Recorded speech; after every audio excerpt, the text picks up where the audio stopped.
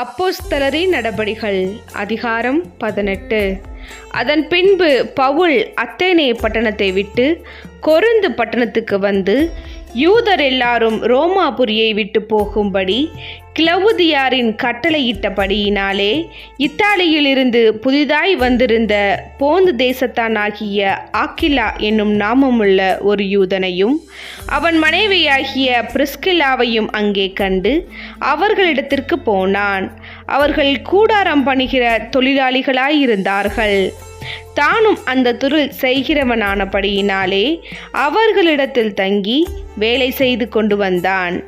ஓய்வு நாள் தோறும் அவன் ஜெப ஆலயத்திலே சம்பாஷணை பண்ணி யூதருக்கும் கிரேக்கருக்கும் புத்தி சொன்னான். மக்கதோனியாவிலிருந்து சீலாவும் திமேத்தேயும் வந்தபோது பவுல் ஆவியிலே வைராக்கியம் கொண்டு இயேசு கிறிஸ்துவே ஆண்டவர் என்று யூதருக்கு திருஷ்டாந்தப்படுத்தினான். அவர்கள் எதிர்த்து நின்று தூஷித்த போது அவன் தன் வஸ்திரங்களை உதறி, உங்கள் இரத்த பழி உங்கள் தலையின் மேல் இருக்கும். நான் சுத்தமாயிருக்கிறேன். இது முதல் புறஜாதியாரிடத்திற்கு போகப் போகிறேன் என்று அவர்களுடனே சொல்லி அவ்விடத்தை விட்டு தேவனை வணங்குகிறவனாகிய யுஸ்து என்னும் பேருள்ள ஒருவனுடைய வீட்டிற்கு வந்தான். அவன் வீடு ஜெப ஆலயத்திற்கு அடுத்ததாய் இருந்தது.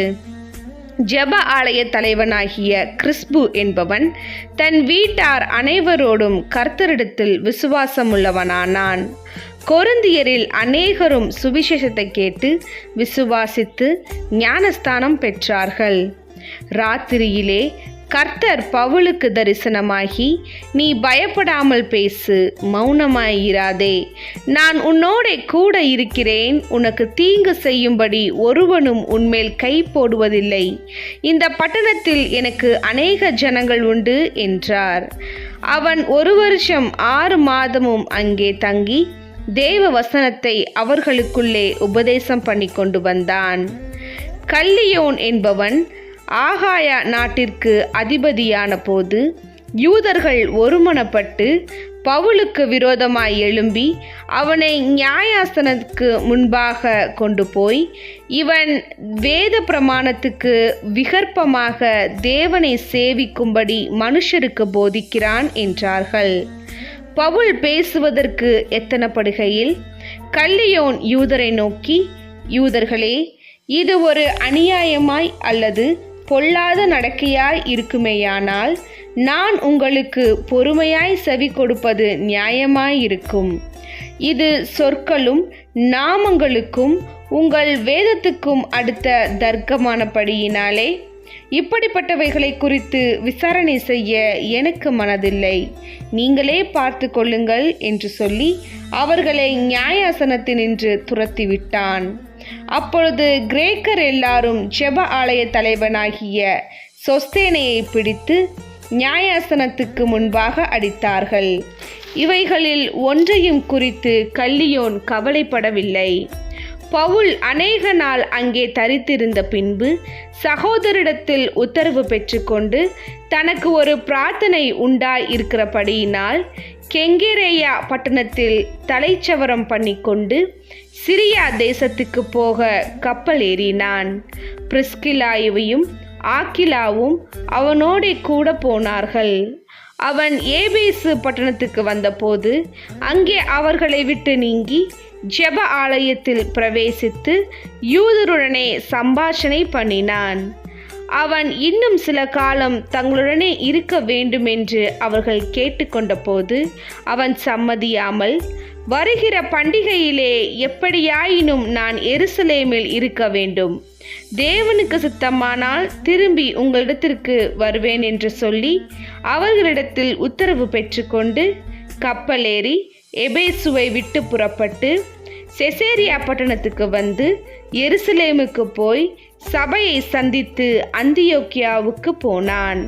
அங்கே சில காலம் சஞ்சரித்த பின்பு புறப்பட்டு கிராமம் கிராமமாய் கலாத்தியா நாட்டிலேயும் பிரக்கியா நாட்டிலேயும் சுற்றித் திரிந்து சீஷர் எல்லாரையும் திடப்படுத்தினான். அப்பொழுது அலெக்சாந்திரியா பட்டணத்தில் பிறந்தவனும் சாதுரியவானும் வேதாகமங்களில் வல்லவனுமான அப்பல்லோ என்னும் பெயர் கொண்ட ஒரு யூதன் எபேசு பட்டணத்துக்கு வந்தான்.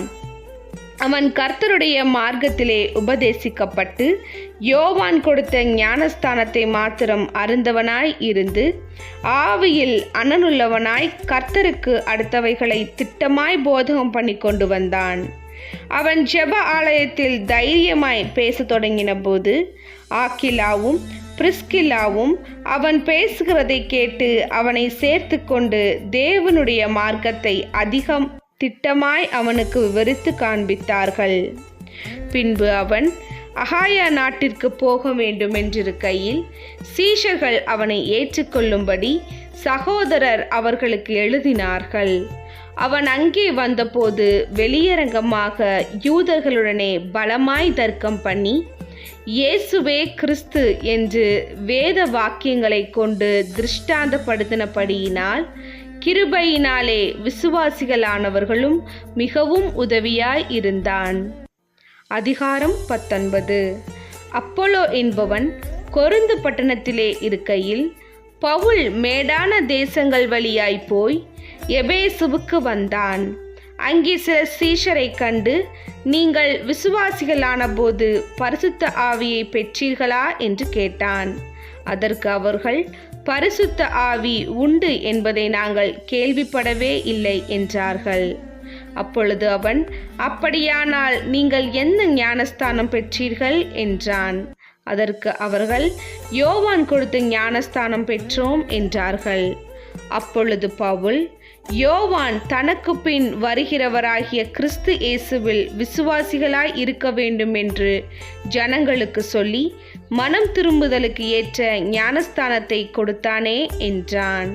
இதை கேட்டபோது அவர்கள் கர்த்தராகிய இயேசுவின் நாமத்தினாலே ஞானஸ்தானம் பெற்றார்கள். அல்லாமலும் பவுல் அவர்கள் மேல் கைகளை வைத்தபோது பரிசுத்த ஆவி அவர்கள் மேல் வந்தார். அப்பொழுது அவர்கள் அந்நிய பாஷைகளை பேசி தீர்க்க தரிசனம் சொன்னார்கள். அந்த மனுஷர் எல்லாரும் ஏறக்குறைய 12 பேராய் இருந்தார்கள். பின்பு பவுல் ஜெப ஆலயத்தில் பிரவேசித்து தைரியமாய் பிரசங்கித்து 3 மாதம் அளவும் தேவனுடைய ராஜ்யத்துக்கு அடுத்தவைகளை குறித்து சம்பாஷணை பண்ணி புத்தி சொல்லி கொண்டு வந்தான். சிலர் கடினப்பட்டு அவிவிசுவாசிகளாகி கூட்டத்திற்கு முன்பாக இந்த மார்க்கத்தை நிந்தித்தபோது அவன் அவர்களை விட்டு விலகி சீஷரை அவர்களிடத்திலிருந்து பிரித்து கொண்டு திரேனு என்னும் ஒருவனுடைய வித்தியாசாலையிலே அனுதினமும் சம்பாஷித்து கொண்டு வந்தான். 2 வருஷ காலம் இப்படி நடந்ததினாலே ஆசியாவில் குடியிருந்த யூதரும் கிரேக்கருமாகிய எல்லாரும் கர்த்தராகிய இயேசுவின் வசனத்தை கேட்டார்கள். பவுலின் கைகளினாலே தேவன் விசேஷித்த அற்புதங்களை செய்தருளினார். அவனுடைய சரீரத்திலிருந்து உருமால்களையும் கச்சைகளையும் கொண்டு வந்து வியாதிக்காரன் மேல் போட வியாதிகள் அவர்களை விட்டு நீங்கி போயின. பொல்லாத ஆவிகளும் அவர்களை விட்டு புறப்பட்டன.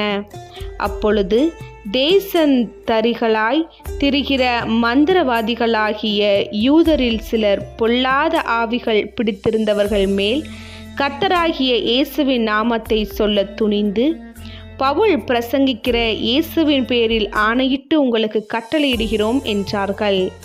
பிரதான ஆசாரியனாகிய ஸ்கேவா என்னும் ஒரு யூதனுடைய குமாரர் 7 பேர் இப்படி செய்தார்கள்.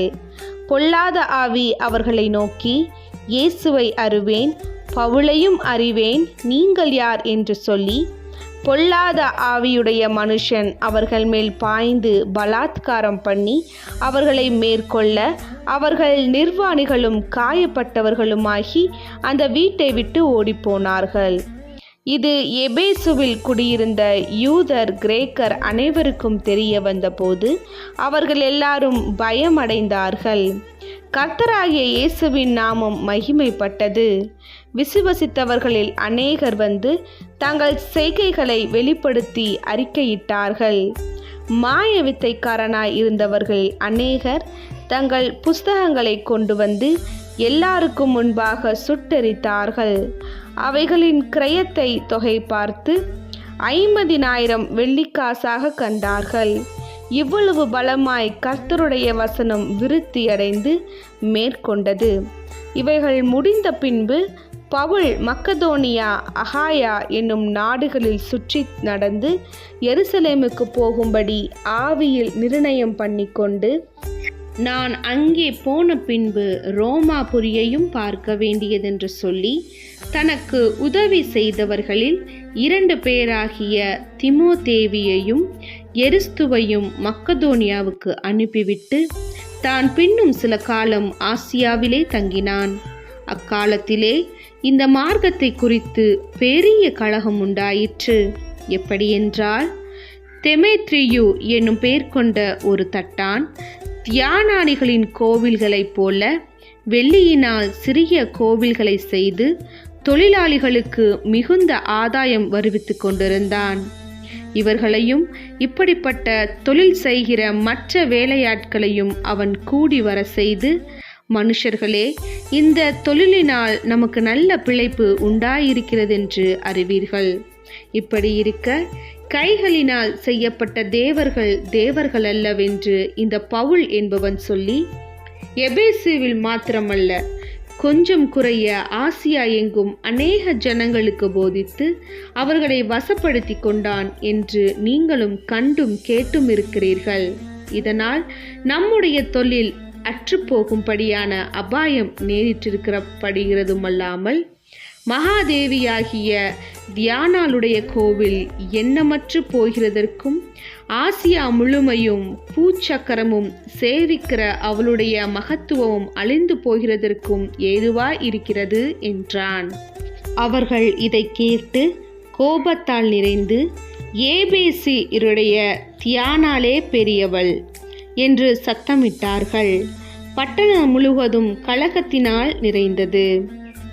பவுலுக்கு வழித்துணையாய் வந்த மக்கதோனியராகிய காயுவையும் அரிஸ்தர்க்குவையும் அவர்கள் இழுத்து கொண்டு ஒருமனப்பட்டு அரங்க சாலைக்கு பாய்ந்தோடினார்கள். பவுல் கூட்டத்திற்குள்ளே போக மனதாய் இருந்தபோது சீஷர்கள் அவனை போக விடவில்லை.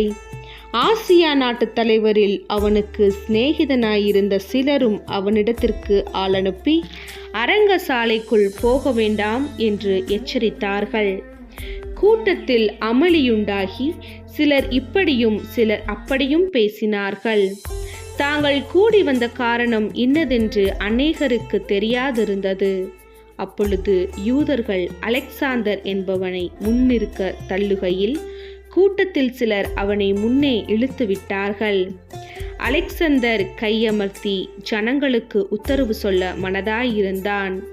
அவன் யூதன் என்று அவர்கள் அறிந்தபோது, எபேசியருடைய தியானியாலே பெரியவள் என்று 2 மணி நேரமளவும் எல்லாரும் ஏகமாய் சத்தமிட்டு கொண்டிருந்தார்கள். பட்டணத்து சம்பிரதியானவன் ஜனங்களை அமர்த்தி, எபேசியரே, எபேசியருடைய பட்டணம் மகாதேவியாகிய தியானாளுக்கு வானத்திலிருந்து விழுந்த சிலைக்கும் கோவிற் பரிகாரியாய் இருக்கிறதை அறியாதவன் உண்டோ? இது எதிர் பேசப்படாத காரியமாகையால் நீங்கள் ஒன்றும் பதறி செய்யாமல் அமர்ந்திருக்க வேண்டும். இந்த மனுஷரை இங்கே கொண்டு வந்தீர்கள். இவர்கள் கோவிற் கொள்ளைக்காரரும் அல்ல, உங்கள் தேவியை தூஷிக்கிறவர்களும் அல்ல. தெமேத்திரியுக்கு அவனை சேர்ந்த தொழிலாளிகளுக்கும் ஒருவன் மேல் ஒரு காரியம் உண்டாய் இருந்ததால் நியாயம் விசாரிக்கிற நாட்களுண்டு. தேசாதிபதிகளும் இருக்கிறார்கள். ஒருவர் பேரில் ஒருவர் வழக்காடி கொள்ளட்டும். நீங்கள் வேறே யாதொரு காரியத்தையும் குறித்து விசாரிக்க வேண்டியதானால் அது நியாய சங்கத்திலே தீர்க்கப்படும். இன்றைக்கு உண்டான கலகத்தை குறித்து நாம் உத்தரவு சொல்கிறதற்கு எதுவும் இல்லாதபடியால் இந்த கலகத்தை குறித்து நாங்கள் விசாரிக்கப்படும் போது குற்றவாளிகளாய் இருக்கதற்கு ஏதுவாய் இருப்போமே என்று சொல்லி பின்பு கூட்டத்தை அனுப்பிவிட்டான்.